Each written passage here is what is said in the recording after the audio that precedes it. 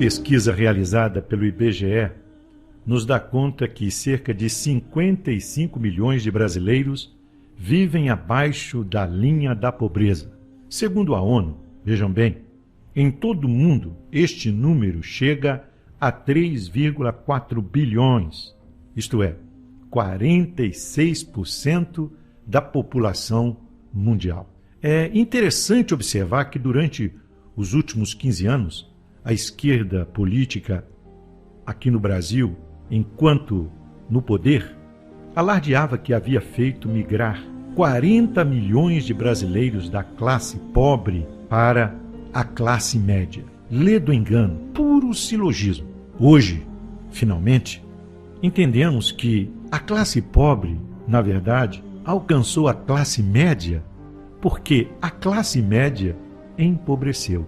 A crescente onda de desemprego, que hoje no Brasil nos mostra uma cifra astronômica de 14 milhões de desempregados, e esses 14 milhões de desempregados acabam fazendo engrossar a fileira dos condenados a viver em extrema pobreza. A bandeira da luta contra a pobreza está no mastro da moda e serve de bordão, frases de efeito para os discursos recheados, vejam bem, de hipocrisia e puro fisiologismo, simplesmente pelo fato de defenderem interesses próprios e escusos. Há muito que os pobres são usados como massa de manobra, como escudo para defender a causa dos que muito bem sabem e aprenderam a explorá-los. Nos dias de Jesus, esta prática já era muito comum.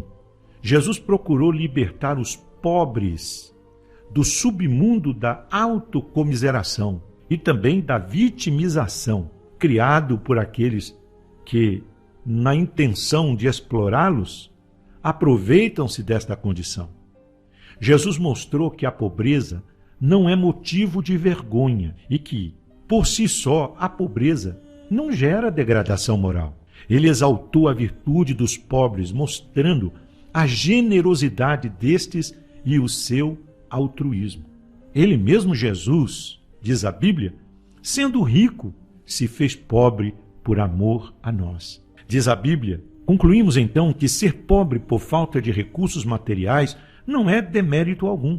Pobreza infame, que causa vergonha, é sim aquela que é gerada pela falta de caráter, de valores morais e valores espirituais. Nesse sentido, podemos dizer que há pobres ricos e ricos pobres. Quando a mulher pecadora ungiu os pés de Jesus com um perfume caro, Judas censurou seu gesto, dizendo: por que não se vendeu este perfume por 300 denários e não se deu aos pobres? O evangelista João não deixou por menos, desmascarou a hipocrisia de Judas, afirmando: isto, disse ele, isto é, Judas, não porque tivesse cuidado dos pobres, mas porque era ladrão, e tendo a bolsa, tirava o que nela se lançava. João 12, versículo de 5 a 6, você pode confirmar. O ser pobre não justifica revolta, invasão de propriedades, desonestidade, preguiça, vitimização e a mendicância da piedade alheia. A pobreza pode ser superada, pode sim, pelo trabalho, pelo estudo e pela disciplina. A generosidade e a justiça social, tão reivindicadas, devem simplesmente combater a opressão e a exploração da pobreza e devem também gerar oportunidades, mas não criar vantagem ou privilégio para quem quer que seja. Ao denunciar a hipocrisia de Judas, que em nome de uma preocupação pelos pobres tentava defender o seu, devemos dizer, de forma desonesta, a Bíblia demonstra o real interesse daqueles que muitas vezes se julgam paladinos na luta em favor dos pobres. Uma outra coisa muito importante, juntamente com a exploração da pobreza, deve ser igualmente rechaçado o estímulo a ela por meio da religião. Você já deve ter ouvido falar no chamado voto de pobreza. Esse voto de pobreza é resultado de uma interpretação errônea das Escrituras Sagradas. O desejo de Deus é que vivamos uma vida digna, como fruto do nosso trabalho e não do assistencialismo. Devemos viver a vida com dignidade e honra, com poucos ou com muitos recursos.